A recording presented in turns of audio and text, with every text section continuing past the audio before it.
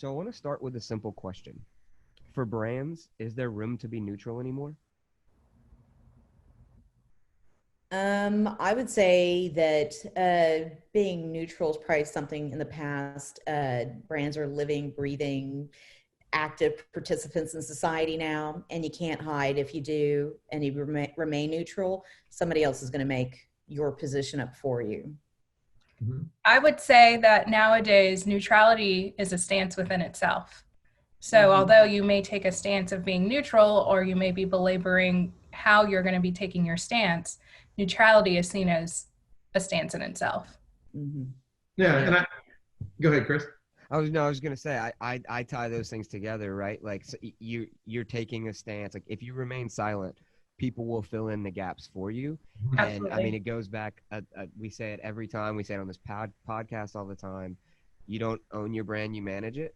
So you can remain. I think to that point, you can remain neutral, but that neutrality says something. Oh yeah, Well, definitely. but I think, and we talked about this in our prep, and in conversations, even though they're not in the office, every once in a while we'll bump into each other. Well, not really, because we have to stay apart, but Yeah. we'll get close to Especially each this other. year. Closer, no closer than 6 feet. I think what ends up happening is you're never neutral. Nobody's ever been neutral, and we Yeah. talked about this in our thing. Switzerland was, I mean, they weren't neutral. They were taking a stand. They wanted to make money.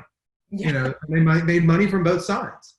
Yeah. And that when you look at neutrality, there's no way to be completely neutral in any. And I think that this generation, and the rise of social media and other mediums, have made it to where people can see your motive, your motivations. I wouldn't say ulterior motive, but your motivations. I think the thing is, are you conscious about them?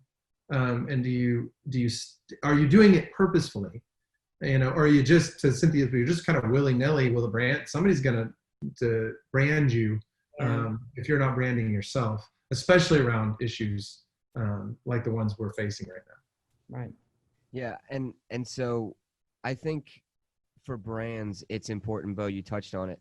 It is important for them to consider who they are and what they believe and what's important to them and really hammer out those mission, vision, and values. So I guess my next question is, for brands, what guides or what dictates the positions you do or don't take? Yeah, I think you kind of nailed it. The brand drivers, mission, vision, values, and then the associations, the way that the company acts in general, end up guiding it. We talked about this earlier. The decisions that we had to make about how we were going to address the current issues were very brand extractish. It wasn't like we all of a sudden like overreacted any different way and took a position that was not authentic to who we've been over time. And I think that that's key. It's key for your employees, but it's also key for the environment around you and your other stakeholders. The market. I think if you don't have those things nailed down, if you're not living them day to day, it's a lot harder to make decisions when crises or polarization happens. Yeah.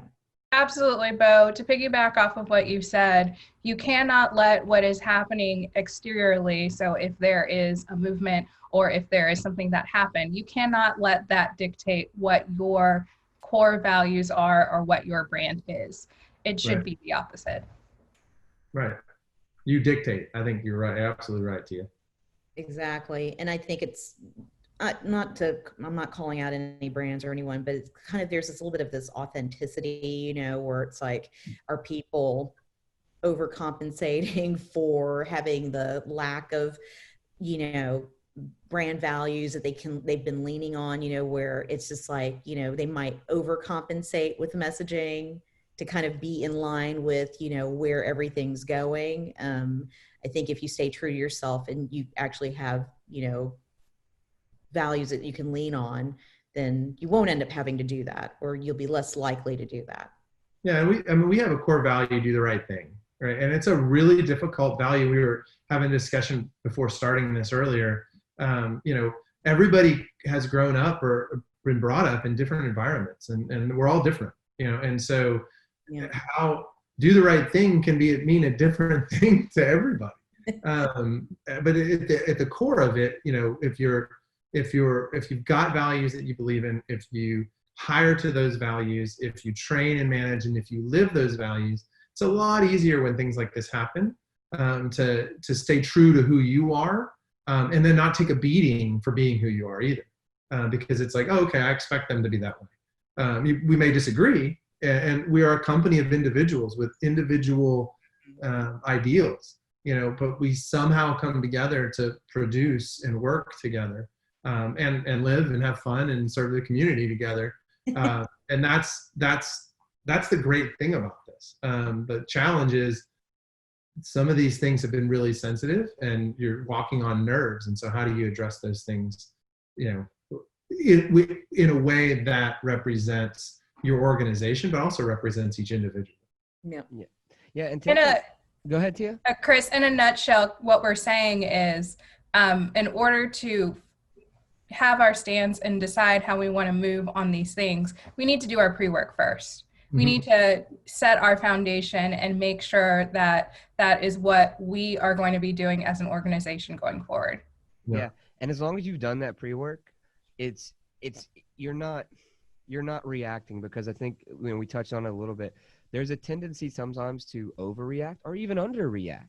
But if you have those guiding principles set out and you live those every day, step up and own it, do the right thing, all those kind of things, then you just go consult those values. You go consult what you stand for, and then you know what your marching orders are, right? You know how you're going to react to this kind of thing.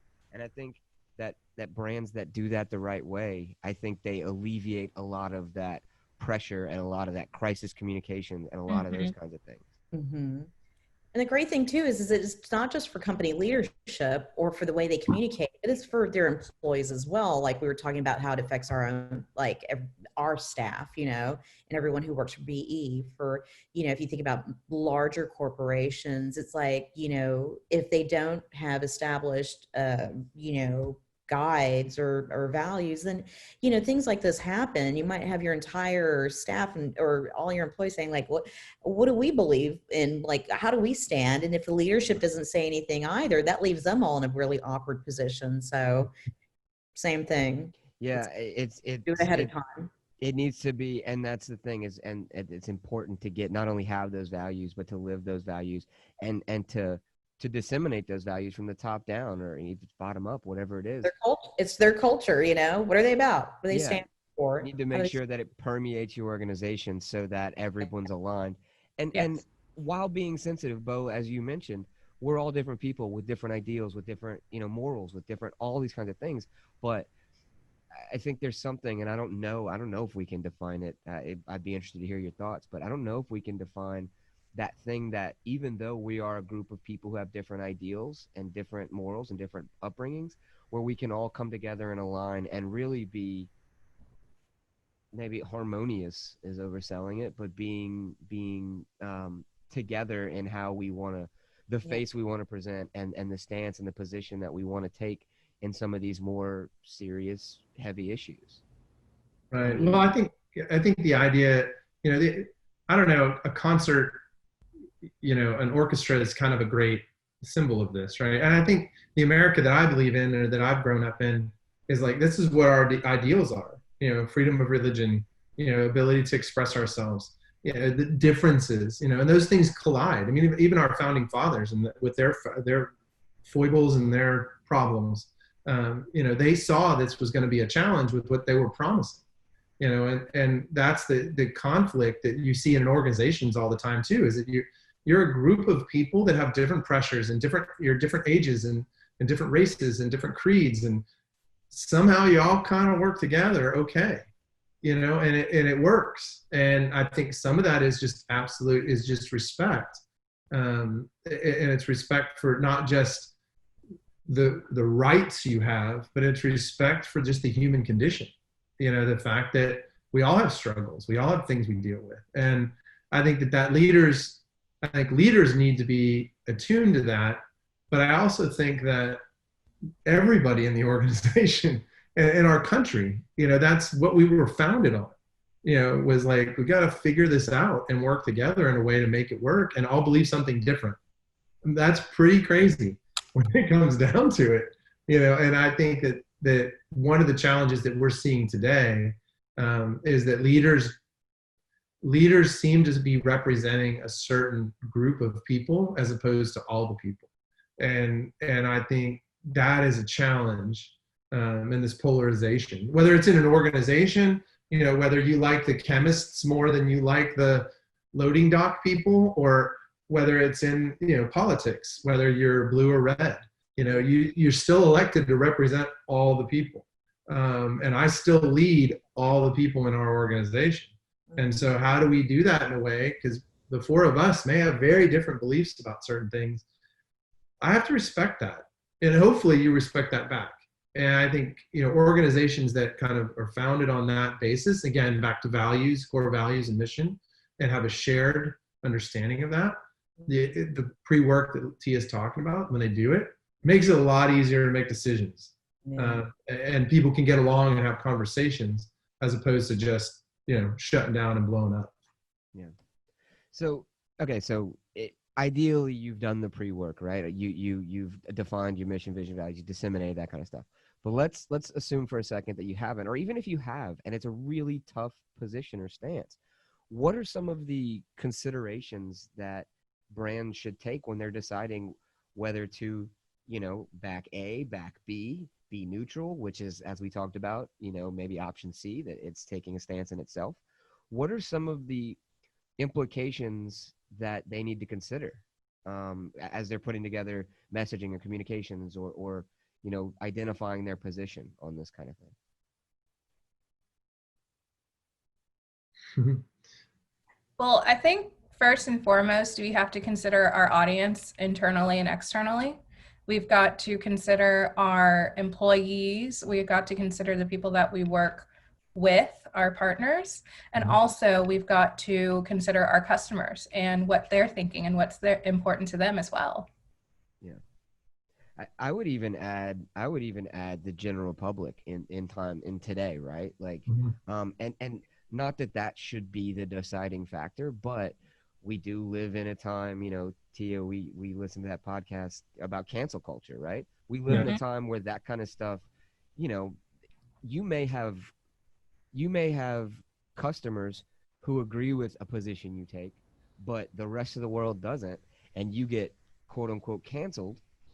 So, like, you need to consider that. You need to consider the what this looks like to even the outside world, I think. Yeah. Yeah. And I think it just goes back to brands needing to know who they are, who are you and what do you believe in? Whenever the public engages with brands, and especially customers, like loyal customers or brand advocates, whatever, advocates for certain brands engage with that company, it's like they want to have a conversation. So going back to this whole thing about who is the company, who's the brand, like, what do you believe in? What are your values? It's like, even if you whittle it down to the individuals who are managing and speaking for the company through social channels or their accounts, it's like they have to be on message and they have to know how to engage with that audience. And also I think there's a bit of history involved with that too, like how, what types of conversations have they had in the past. But whenever it's like, these are really, important and high, evoke a lot of passion and emotion when you're speaking about these current events, that it's like, you need to know who they are. You need to be prepared to communicate again in an authentic way and in a human way, so that it's like, it doesn't come across as, kind of fake or weird or dismissive. Yeah, which we saw a lot of. We've seen a lot of that over the last 3 months. And I think there are two things here. One, I think Chris, you said it. You don't want to just move to wherever your audience wants you to move. I mean, you need to be authentic and be smart. And if you're moving to where you would move normally, then good for you.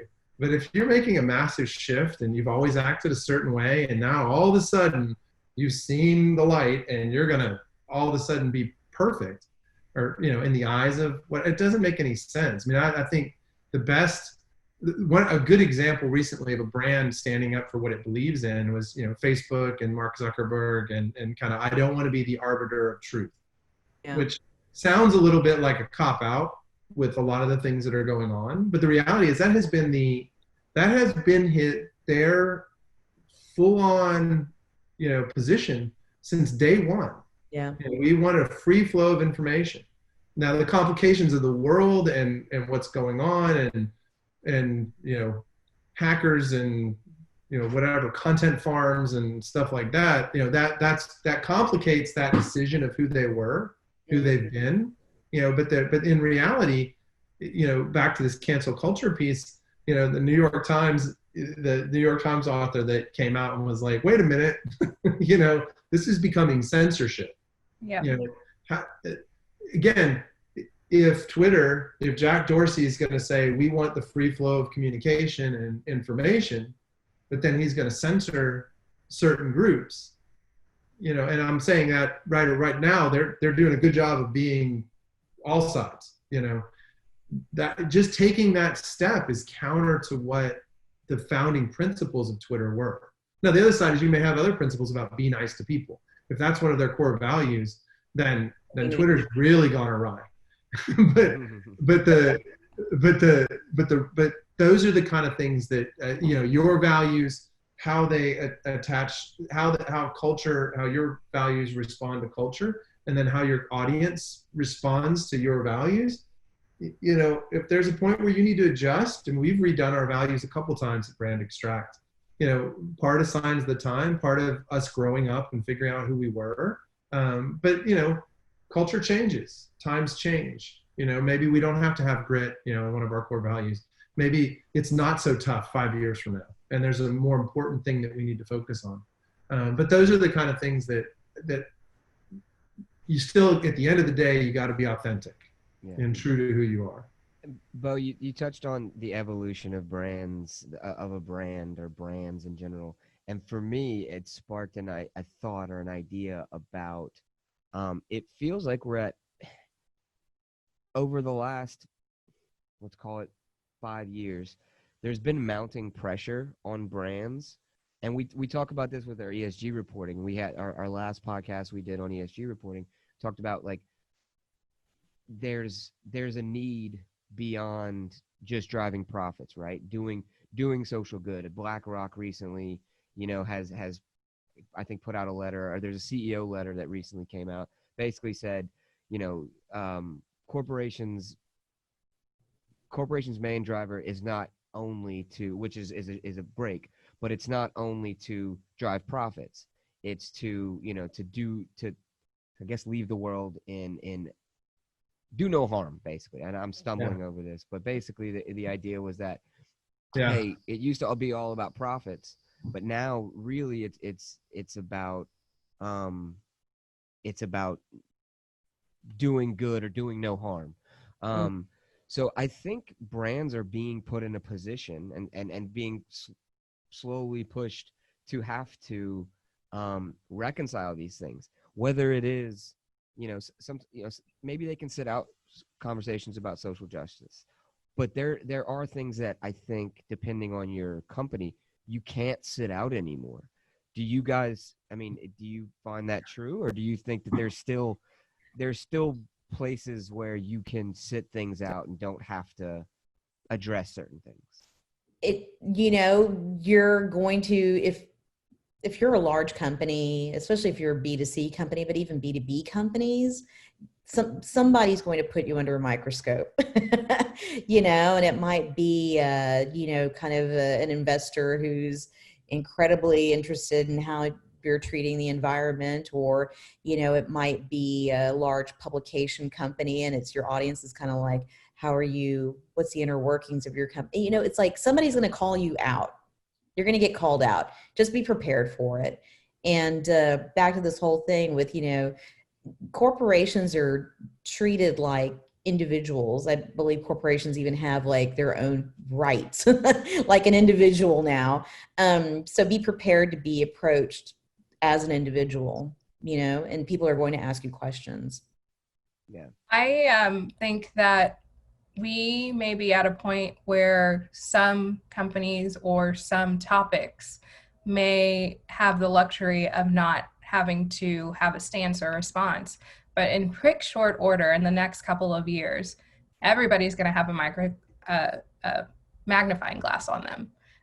So you may be able to sit this one out now, but in a couple of years, you're not going to be able to do that. Yeah, the next one you're not going to, or the proverbial next one you're not. Well, the funny thing is, so we, and I guess we got multiple generations here. I think I'm the old man in the room, or old person in the room. But we grew up with,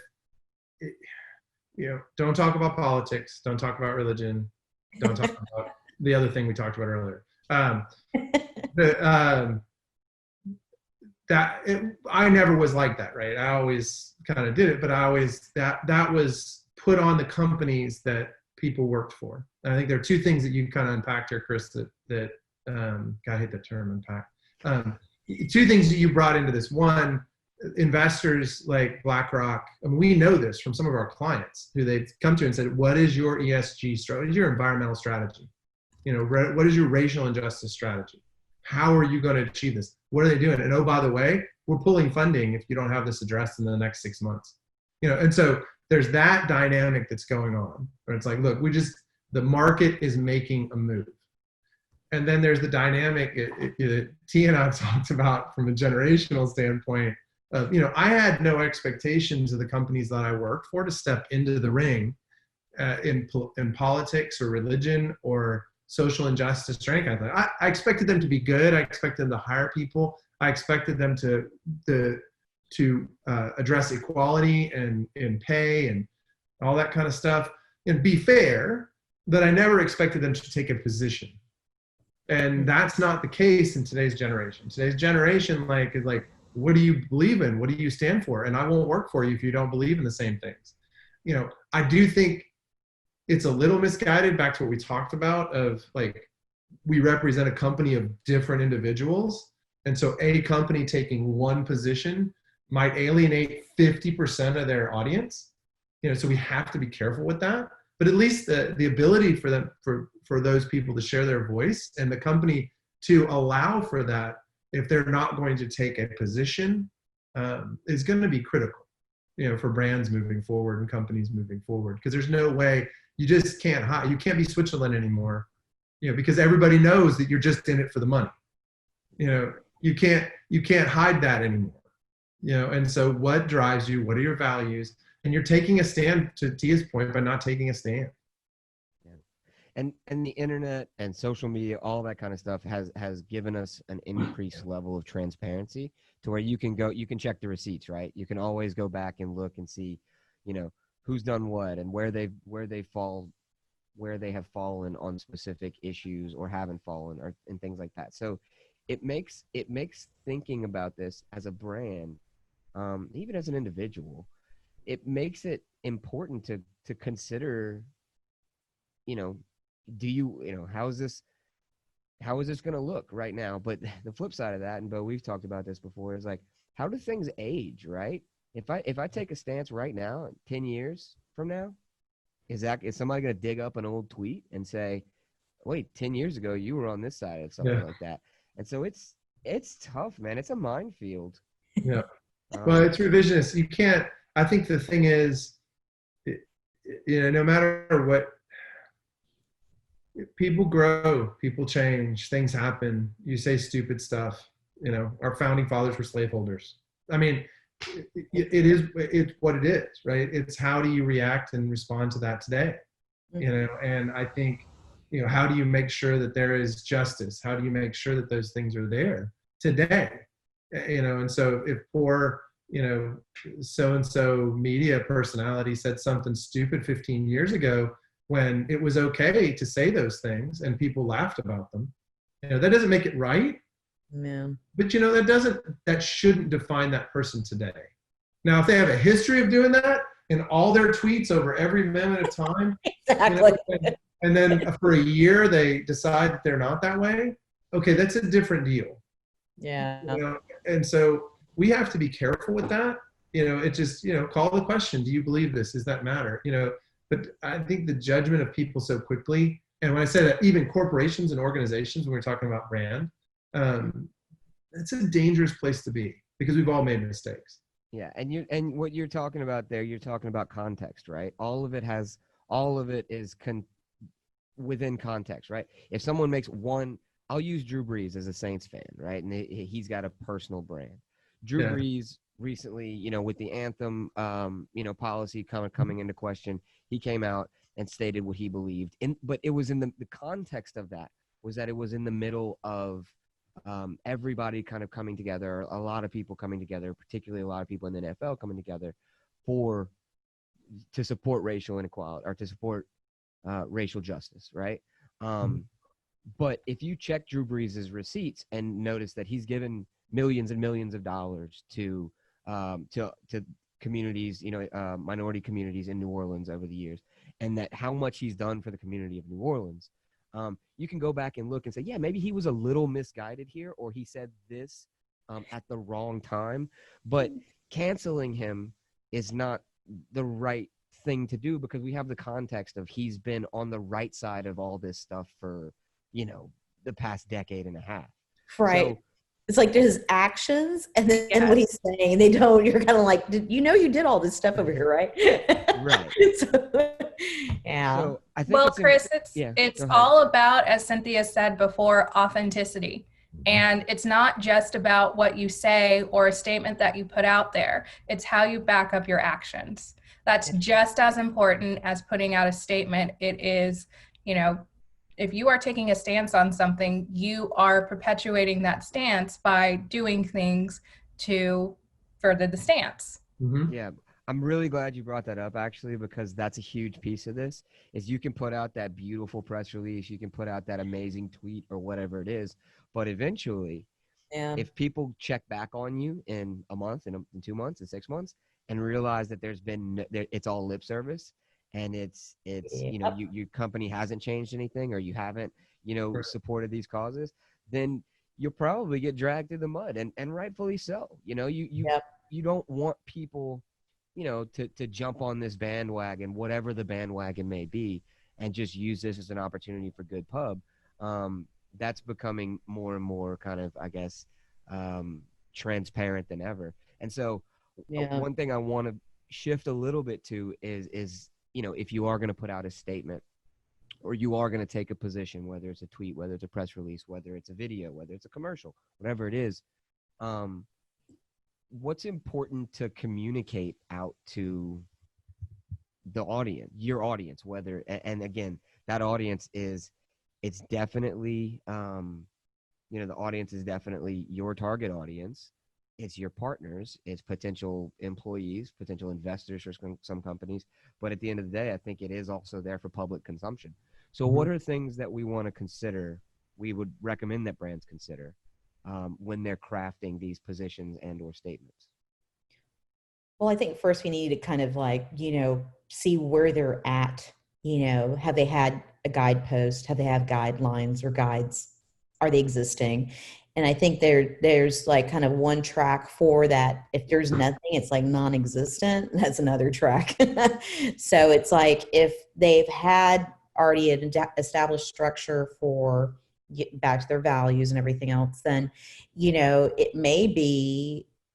I don't think it's like who hasn't seen this with brands on their websites, and it's like this thing matters now to us, right? And it's front and center. It's on their homepage, and I'm like, okay, if it's a company that's already been acting, they've been involved with the community, they've been giving back. It's like they could probably produce articles or produce an opinion piece or something that ties into this is what we've already been doing.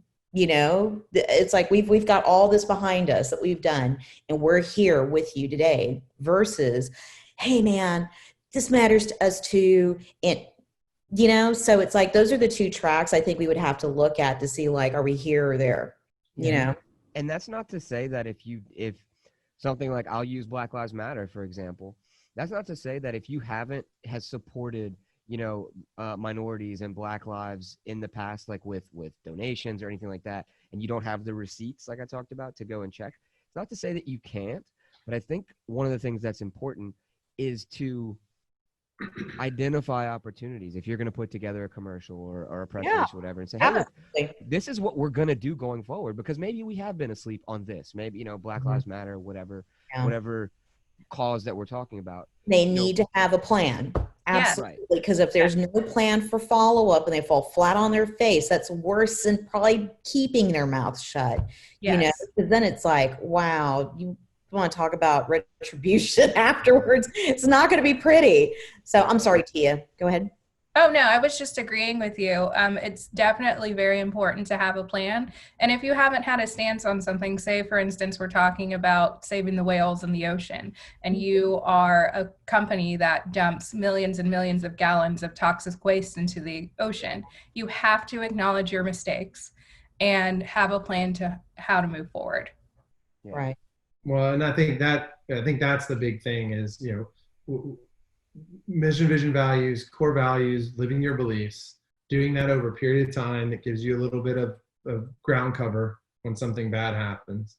And that's not the intent, but it does give it to you, right? And then having a plan. And then I think you kind of the timing with Drew Brees, right? And then addressing it the right way. Brand Extract may not be putting everything on all the different, on all the banners and everything. But over time, like we've always done things, we've always taken a measured approach to things. Here's what we're going to do. Okay, now let's go do this. Let's put this into the system and let's go do this. And let's get our hands dirty and let's be involved. And I think that's what ends up sometimes, to Cynthia's point, if it's authentic and they've always been that way, then by all means, man, grab the tiger by the tail. Mm-hmm. But to Tia's point, if they haven't been and they don't have a plan and they don't have all that together, there's nothing wrong with taking a bit of time to make an adjustment, because we've seen some reactions that I'm surprised that shareholders are okay with. With these large organizations giving millions of dollars to nonprofits that they know nothing about. I mean, you can read about it all the time. It's like there are 500 Black Lives Matter chapters, and there is a danger that you could put it in the hands of somebody. Let's just say this: that the money's not going to be as optimized as it could be if they did a little research, took a breath, and found an organization that was either more that could take that donation and do more with it. So I'm not going to say anybody's trying to be disingenuous or mislead, but the reality is, if you're a public company and you're a brand in the marketplace and you have this capital and you want to invest it in something, I think today's the time that you can do that more than you've ever done it. I mean, it used to be all about profit. Now it's not, right? BlackRock's establishing that. The millennial generation, our representative on the call here, is gonna demand, that you be involved, that this organization be involved, or allow them to be involved in a way. And money can now move into that realm a lot freer than it did before. And that's a huge benefit to what's going on now that I don't think people are, whether it's the environment or Black lives, social injustice across the board, equality, whatever it is, there's going to be a very American piece to this too, right? We're a very generous society. There's going to be capital, there's going to be recapitalization, that nonprofits and people that are making a difference are going to have access to that they wouldn't have otherwise in the past, because it was just seen as a marketing expense and not something that the organization needed to do for it to be responsible to its shareholders. Mm-hmm. Yeah, and this is a great opportunity, and I don't do this a lot. This is a great opportunity for a plug for our ESG episode, where the stuff you're talking about, the capital that's available to certain companies, they meet certain standards. They're like green funds out there. I mean, there are things that are specific to people who have their ESG in order. So one of the things about that episode that we talked about, and there's a lot of tie-in here. I'd recommend anybody who's interested in this kind of thing to check that episode out.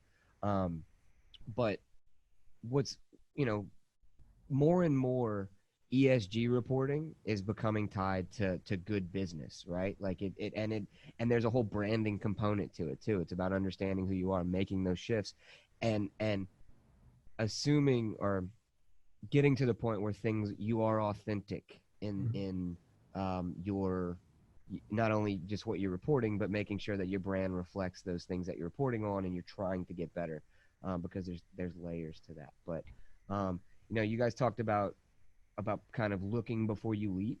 One of the things that I'm interested in your takes on this. If let's say something horrible happens, like we all saw the George Floyd video. If you take a step back to be thoughtful and think about how you want to how you want to speak out on that, or what position you want to take. I'm curious, do you think that like hesitation can hurt you? And if so, is that worth the risk to kind of gather your thoughts and then be thoughtful? Great question. I don't know. I think right now there's a lot of everybody's saying a lot. There's so much noise. And I think if you take a breath and assess where you're at and just what's happening with whatever it may be, it's like, I don't think there's anything wrong with taking a breath and thinking about it before you start. You may say something that you regret. Just think about it for a little bit. I don't think you have to just jump in automatically and just kind of throw out your instant reaction. I think that's a bad idea. I would say that's for a company and an individual. So I agree with you, Cynthia. I think that it's very important for you to take a breath and not just have a reactionary reaction. However, waiting too long itself may put you in that category as, you're not taking a stance, and that is a stance in itself, and other people will fill in the blanks where your silence is. Yeah. And I think people forget that you're an organization, and the size that you are, you kind of the organization working through its people and its employees and even its customers is a big benefit here. And I think a pause is important. Unless you have a set strategy, you know exactly how you're going to address it. A lot of the stuff we're dealing with right now, pandemics, racial injustice and rioting. I mean, some of these things, like there's no playbook. There was no previous playbook for that. It's just things. We're all going to work remotely for 5 months. I mean, and wear masks. There's no playbook for that. So it makes sense to take a breath and go, okay, now you're going to have to there are some short-term quick things that you got to do. Oh my gosh, I'm going to run out of cash. I got to do something. Or, oh my gosh, they're on our doorstep. It's on our doorstep. What do we do? Or, oh my gosh, 20 of my people have COVID. You have to respond to that, right? Yeah. But if you do have, to Tia's point, if you do have the chance to take a breath, take a second and go, okay, how are we going to respond if you don't have a plan already? Right. And I think that's been something that in this whole thing that's going on right now, there is nobody could have been perfectly prepared for all the stuff that's happening. Yeah. And so it makes sense to take a day, and to you are going to get beaten up. There is going to be something happen. Somebody's going to go, why didn't they say something? But then your response is even more critical. And so if you are going to take a breath, get it together quickly so that you can respond the right way. Yeah. And again, if you're prepared ahead of time, and you've thought through this, and your brands and your house is in order, then it's going to be easier to respond. If you're not prepared, which is more important than ever, it's going to be difficult to respond quickly. And there's going to be that silence. So it shortens that lead time, right? If you've got your house in order, like you mentioned, if you got your house in order, it's easier to find your keys as you're running out the door. If you're that's everywhere, then you're going to be looking for your keys forever. But so authenticity and thoughtfulness, I think, is greater than speed in this here. So I think we can get out of here on this, guys. This is great. I really appreciate the time, guys. Thank you for joining us. And we'll catch up with you guys next time. Thanks. Thanks, Chris.